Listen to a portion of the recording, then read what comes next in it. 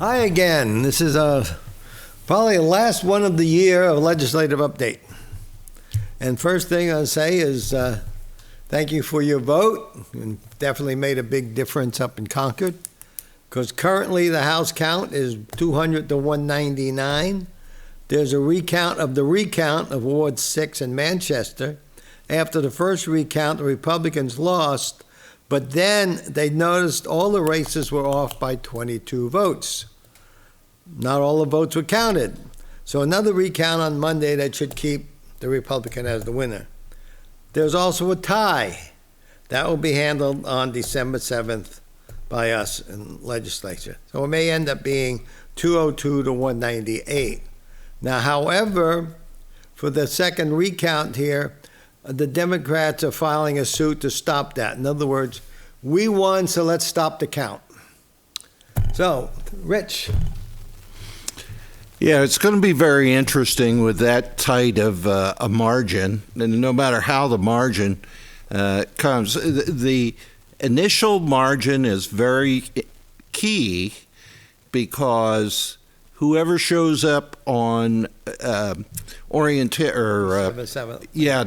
7th elects the speaker, and they will be in the majority. So that's very important, who the speaker is. And it's also important, a difference of one or two seats puts you either in the majority or in the minority. If you're in the majority, you have control of all the chairmans of all the committees. Right. And that's very key. Those are very powerful and really control the flow of legislation. And so, it's amazing. Just a couple of seats can make a big difference.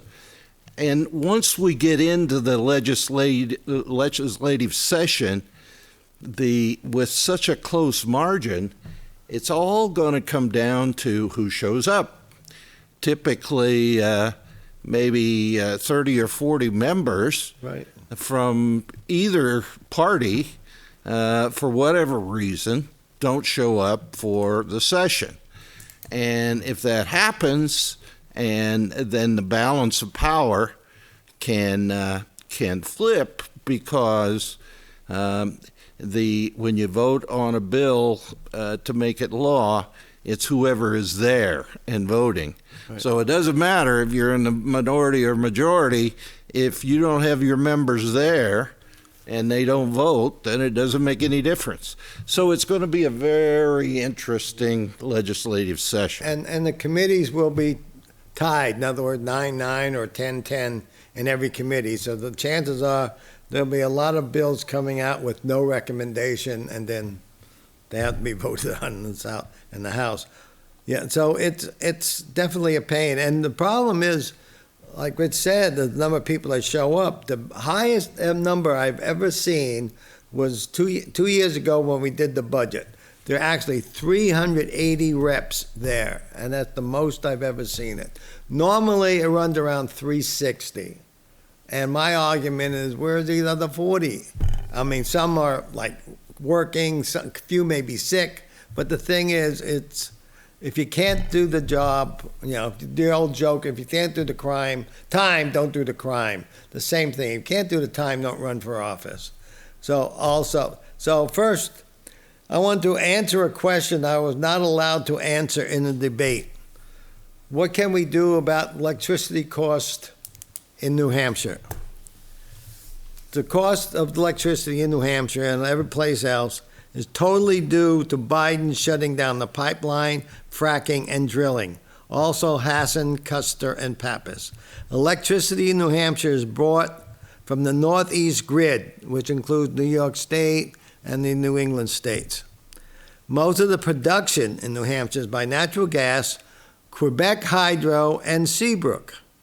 Now, we could have received more electricity from Quebec Hydro, but remember, Northern Pass, the people up north didn't want it because the tower lines would ruin their view. Hey, we got Quebec Hydro running through Litchfield, running through Bedford, running through Londonderry. So that was Also, the gas pipeline in New Hampshire is barely big enough now for producing electricity and supplying residential. Another pipeline was proposed some years ago, but that was protested against. Now, the proposal for using wind and solar in New Hampshire is a joke. It won't work. Solar is fine for homes and businesses as long as there's the backup. Wind turbines are not for cold weather, and they don't work well in the cold and have to be turned off in heavy wind, and they have a high maintenance cost. Also, I did some investigation of how do they produce electricity in American Samoa and all those islands in the South Sea. Diesel generators. And one would think with the wind and all the solar, number one, there's not enough ground for solar. And due to hurricanes and heavy winds, they can't use wind turbines. Same reason here. We have nor'easters, we have blizzards, so that's out. Here, where you would think it would be great to using solar and wind, they can't. They're using diesel generators. So, and then for a wind turbine, and where do we think we put them? On your property? Take away farmland? So wind turbines and solar is not for making enough electricity. And a good example in Germany, they're tearing up a wind turbine farm so they can get to the coal underneath so they can make electricity. So let's stop that ridiculousness. Oh, Rich, any? Just a couple of thoughts. Here in New Hampshire, as you said, we use a lot of natural gas, and we get a lot of our power from the Seabrook nuclear power plant. But in times of really heavy use, we turn on the Boehm power plant. And that sits right along Route 93, I-93, and between 93 and the river. That Boehm power plant is fired by coal. And if it gets really cold this winter, and we have a shortage of natural gas, which is almost guaranteed now, then they're going to turn on that Boehm power plant. And as Ralph and I travel up to Concord, we'll see a huge plume of smoke coming from the Boehm power plant, which is a coal power plant. I heard that the Boehm power plant, when you run it with coal, for like 2 weeks, you exceed the amount of pollution that all the other power plants produce in a whole year. Yeah. So it's, but would you rather have coal or would you rather freeze?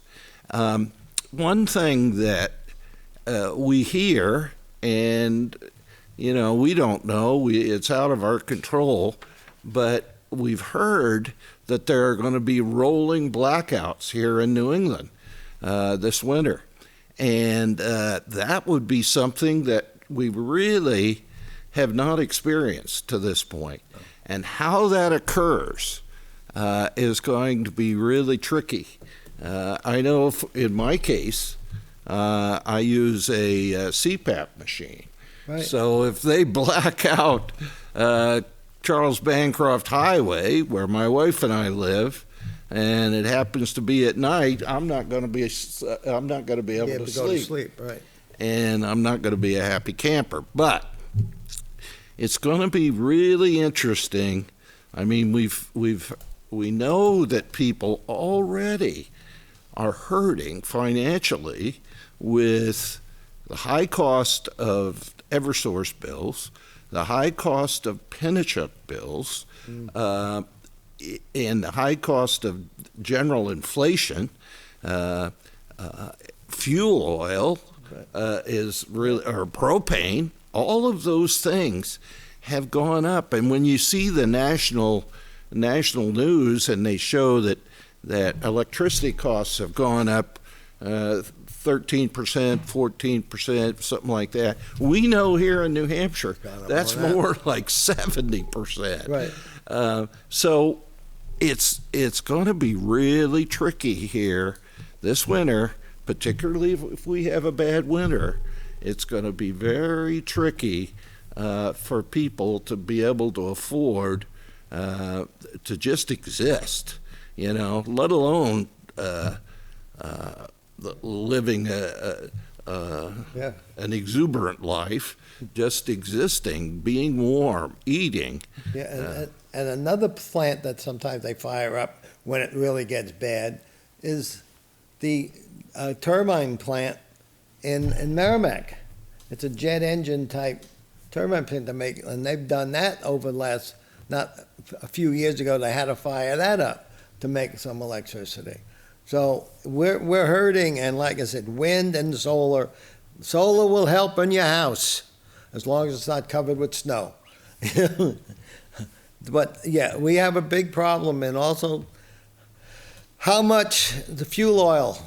I mean, people in the wintertime are going to be paying at least $1,000 a month to heat their house with fuel oil.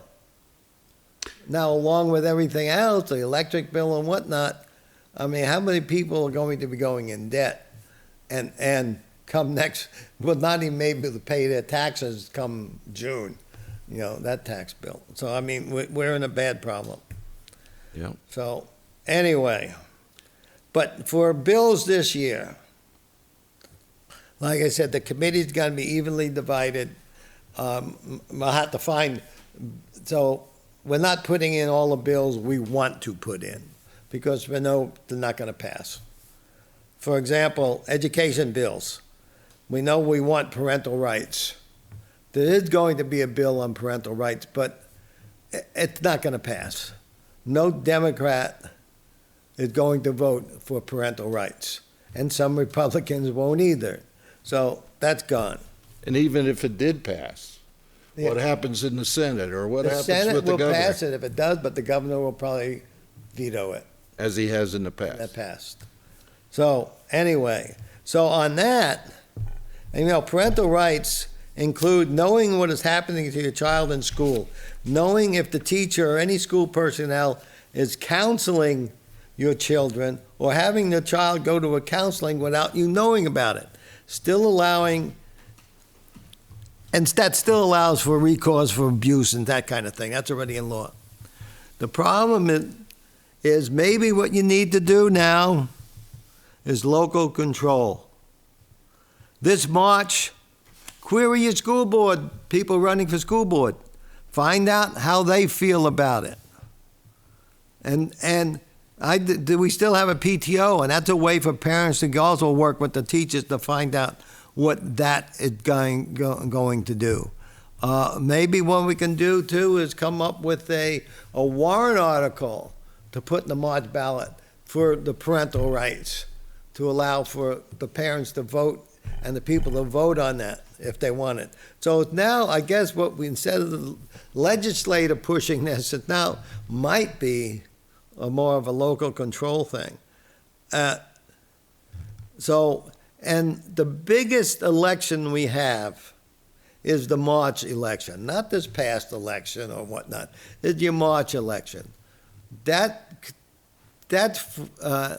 is your taxes. That's your most important bill, most important election day. And it'd be nice this March if we had the same number of people that voted in November vote in March.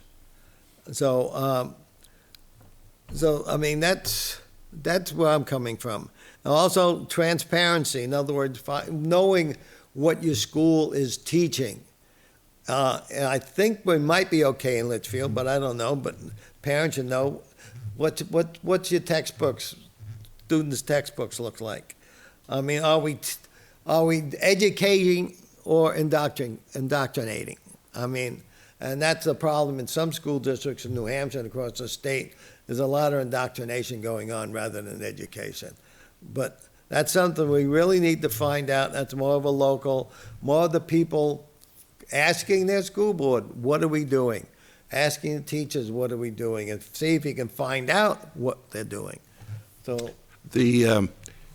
What you said about the March election is absolutely true. And I want to stress, too, the importance of the public participating in the deliberative sessions. right. The deliberative sessions is where people can come and modify warrant articles. They can really control what they vote on when it comes to the election, and so it's important for the public to be alert, come to the deliberative session. I believe the deliberative session for the town and for the school district are going to be on the same day. They Typically, usually are. yeah, typically it's on a Saturday, and it's at Campbell High School, and you're able to come and participate in those deliberative sessions. You're able to hear the officials explain, what's in this warrant article. What is this warrant article going to do? What's it going to cost you, and so forth. And then, if you don't like what's in there, you can make a motion to modify that at the deliberative session. So what happens or what you see on election day is really determined by the whole sequence of operations from when the school board or the selectmen goes to the budget committee does their deliberations, but then it comes down to the deliberative session. And the deliberative session is really where the public has the opportunity to modify exactly what they're voting on. And it's really a key thing, and typically a few people can really make a difference at the deliberative session, because unfortunately not very many people choose to go. It's a Saturday, people are busy, and so forth. I do want to also talk with you about what you said about parental control. And one of the things that people hear are a couple of terms. Ralph and I are familiar with them from being involved in Concord and so forth, but you'll hear the terms opt in or opt out. Those are really key when it comes to, let's say there's something you're being very careful about what curriculum that your child is being exposed to at the school. Now, there may be something coming up that is not part of the regular curriculum. It's some sort of special curriculum. Now, typically, what the school district will do is send out a notice, send it home with the child, or there might be an email or something go out, and it'll explain what this special program is, or so forth. Now, if you may see that notice, you may get that email, maybe you don't understand it, whatever, you can call the school district, or maybe you don't even see it. And so there might be some sort of special program that you would have a really big objection to if you knew all about it.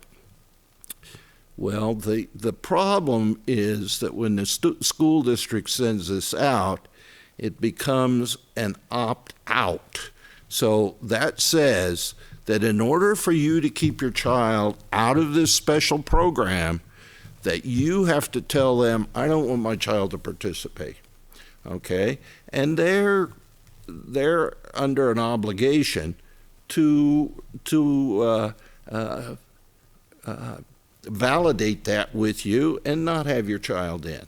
Right. Now, one of the things that Ralph and I are trying to get in is opt-in.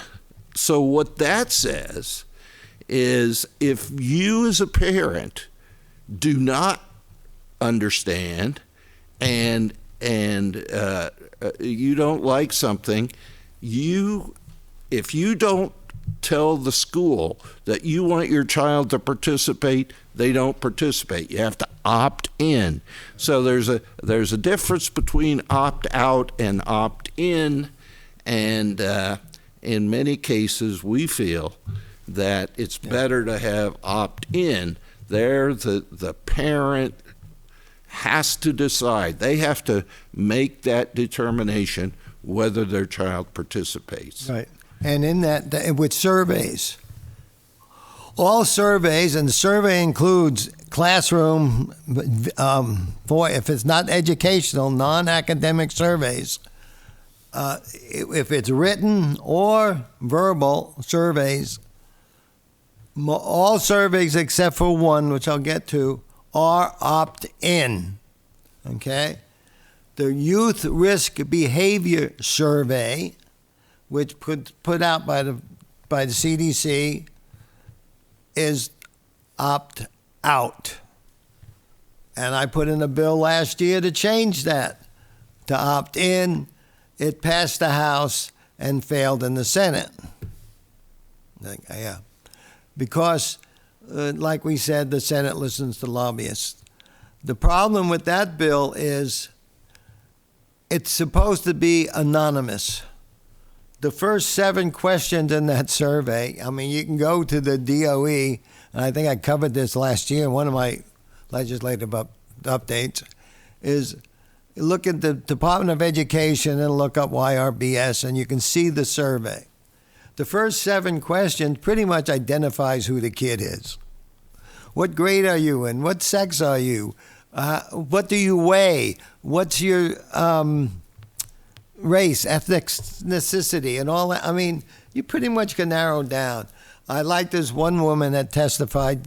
She asked her son what he put down, and he said all of his friends put in they were 200-pound black females. I mean, that's one way of getting around it. But those questions shouldn't even be there. There are a lot of questions on drug, and we all know how those work. That teach kids how to do drugs. Oh, that's what that is, because they don't know. So those questions, tried to get rid of it to make it opt-in, but it failed. I was going to try it again this year, and I said, why bother? It's not going to get out of the House. So that's why we're talking about the opt-in and opt-out. But so the thing is, if you get notice on the YRBS, Youth Risk Behavior Survey, opt out. In other words, send this thing to the school, because enough people opt out, then the survey's no good. But the survey's no good anyway, because it's a teaching tool for drugs, as some people say. So with that, yeah, I mean, it's getting ridiculous. So I got 2 bills I put in this year, because I'm not going to put in a lot of them, and nothing to do with education. One is the already law 15:5 that says if you receive state money, you cannot lobby the legislature. Now, there's a problem with that with the New Hampshire Municipal Association and the School Board Association. Your school receives state money. Your town receives state money, more of the school. Your taxes are paying for the municipal association. Now, the law already says your town and school district have to keep that a separate account to show that they're not using any state money for those agencies, because then that's against the law. But who is doing that? And nobody's even noticing that. So the bill I'm putting in is require any lobbying agency, there's got to be a warrant article saying that only local money will be used for the lobbying. I don't think that should be a big problem. Another bill which I just put in after this past election is saying that, and this was in election law, for political signs. if there's a political sign that looks like your political sign, but it's negative to you, like we've seen a lot of them, the candidate whose name's on the sign can remove that sign. And we've seen that over the years. I remember many years ago, there was one for a guy by the name of Cruz was running for New Hampshire Senate for Litchfield and Manchester. And it says, vote Cruz, you lose. Made it look identical to his sign, and they were put up in front of his signs. And a lot of signs this year were against Caroline Levitt in District 1, KKK Airline. You know, that's despicable. And all this, Caroline will do away with Social Security. I mean, all these were lies, but so now, hopefully, if that passes, because both sides can do it, and right now only one side's doing it. So, so that's the only thing I'm fighting for this year. So, anything you? I'm a co-sponsor on the Speaker's parental rights bill. Okay, good. With respect to political signs, I heard the other day that somebody had complained that he thought, he went back and he looked and he thinks he voted for a real estate agent. He saw the sign, he liked the sign, and he voted for a real estate agent. So, yeah, that's supposed to be a joke. Yeah, but, I know. Yeah. With respect to, and Ralph mentioned that, you know, getting things passed is going to be real interesting this year. And when you have a split that's so close, I think you'll find that you will not have any legislation on the fringes. In other words, you're not going to have anything that's radically right or radically left or radically liberal or radically conservative. Everything's going to have to be toward the middle because that's the only way you're going to get it passed. Very seldom do you have bills that pass 100% with one party or the other. Right. So you're going to have some bipartisan support on these bills, and so I think it's pretty much going to be right down the center. Yeah. I think it's going to be an interesting term. I think the whole key is going to be who's going to show up On December 7th. Well, not only And during the, the December 7th is very key, big one, yeah. but the every single session you could have a bunch of reps of one party or the other not show up, and that could completely shift the balance of power.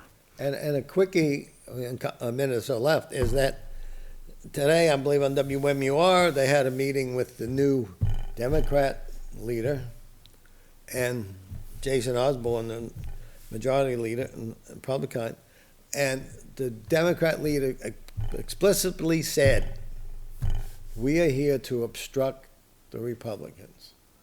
And Jason, the Republicans said, we want to work together, but immediately it was, no, we're here to obstruct the Republicans. So anyway, so with that, I want to wish everybody a happy Thanksgiving and Merry Christmas if I don't come up again. But so anyway, with that, and good day. Good night.